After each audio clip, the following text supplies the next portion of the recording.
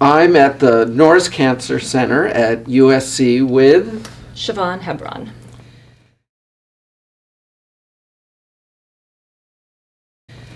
and you have been going through hell for a long time. So why don't you tell us why we're here at the Cancer Center? Sure.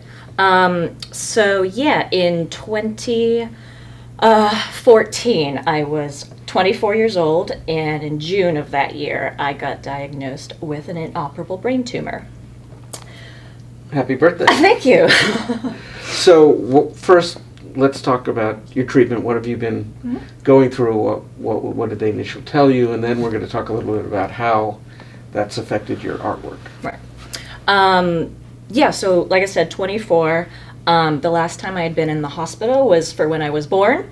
So I really had no concept or understanding of the medical system or what I was getting into at all. I ended up being in the hospital for a little less than 2 weeks and had 2 surgeries during that time. The first one was to just relieve the secondary symptoms from the tumor. I had a lot of CSF fluid building up in my brain. Unfortunately, that first surgery wasn't totally successful, so I had to have a second one to place a permanent VP shunt. So I've got an object in my body now forever. Following that, fortunately, they said that the tumor looked to be around a stage grade 2 to 3, but it wasn't conclusive. So the options were I could do resection, but that was very, very risky, so they really did not recommend it. I could do chemo, I could do radiation, or I could do a combination of the 2 of those. So between multiple second, sources and opinions, basically decided on a combination radiation chemotherapy treatment. So I did radiation Monday through Friday for 5.5 weeks, and then during that whole time I was also on chemo. It was an oral chemotherapy. And then once that was done, I did 12 more rounds of chemo.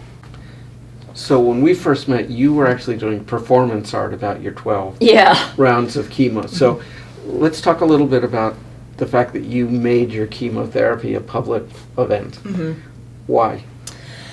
The way that I processed going through all of that was naturally through art, and because it wasn't going to be an internal private thing, it was natural for me to kind of put it out there.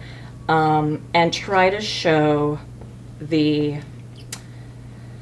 not so much the grand moments of illness, but the tiny little ones, the everyday ones that people don't really see. Mm-hmm. And that was very important with the chemo. Like my last cycle, like you said, I did, so my chemo was on 5-day cycles, so I had 5 days, and each night of that week I did a different performance around the chemo. But the very specific thing I did was to take my pills on stage or whatever kind of platform I was at. So the audience would be there. I'd start the performance at 7 by taking the Zofran, which is the anti-nausea. You have to wait an hour before you take the chemo. So during that time I did an hour-long performance and then finish by taking my chemo. What I thought was interesting about it is that you had people that came every week. Mm-hmm. It became like a big event to go to your. So you really you brought everybody into your treatment in a way that sort of made them comfortable with it. I hope so. That would be really nice if people were comfortable, or at least not totally uncomfortable. And that was part of it too. I really wanted to bring illness into the public space, because so often it's not. It's in hospital rooms or in bedrooms or something. And also I wanted to try to start talking openly and kind of, not that cancer is necessarily stigmatized now, I don't know if that's the right word, but just not so quiet and secret and hushed, like it's okay to talk about. So that brings us to another piece of yours where you took every expression you could think of with the word cancer in it, and how the word cancer has a real stink to it. And I don't know, I love this piece because you just came up with every sort of expression, and there's no other expression like a cancer on society. There's so many ways cancer is used to depict terrible things that a headache and gallstones are not, Right. Yeah, I mean, I just, so this was a couple of years after, so I'd processed things just kind of going through life, but still in my kind of not as active sick phase.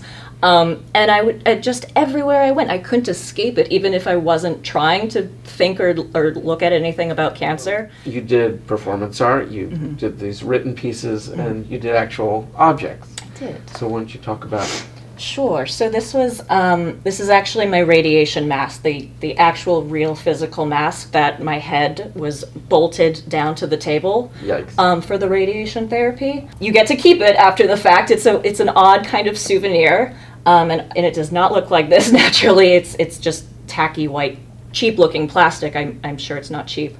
But it was such a meaningful, potent object for me, and I mean for anyone who undergoes radiation. Art historians would call like a funeral or a death mask, which isn't what it doesn't. It's not a death totem or anything. It's not a memento mori. Supposed to be a keep you alive mask. It is more to be that kind of sense. But I really wanted to turn it into something just stunningly beautiful. Yeah. So along with the art that you do, you have a lot of feminist art and I'll say leanings.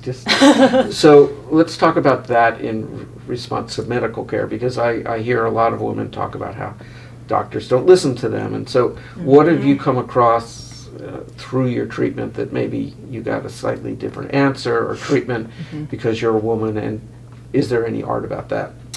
So yes and yes. From literally the very beginning, the way I got diagnosed was I had a really severe headache for days and days. I went to an urgent care, and they gave me Norco and just said, come back if it doesn't go away. So it was really not listened to from the beginning. And I mean, I'd had headaches for years, and it was always asked, are you on your period? Did you not eat today? Did you exercise too much? You're moody. Emotional. It was, so I'll never know when the tumor started. Off-putting comments from techs at times or from doctors. You're just like, I'm here for a scan. I don't need you to tell me that I look pretty. This is really serious stuff. I mean, I always feature kind of my face and my body, and I talk a lot about what it feels like to be a sick woman, I guess, because sickness and vulnerability and fragility is always so ascribed to women, but always in a really negative sense. And I really wanted to take that and kind of, I talk about just kind of like turn the kaleidoscope a little bit so you get a different view or a different perspective of all of those things. Thank you for sharing art and your story, and thanks for watching. My pleasure. Thank you.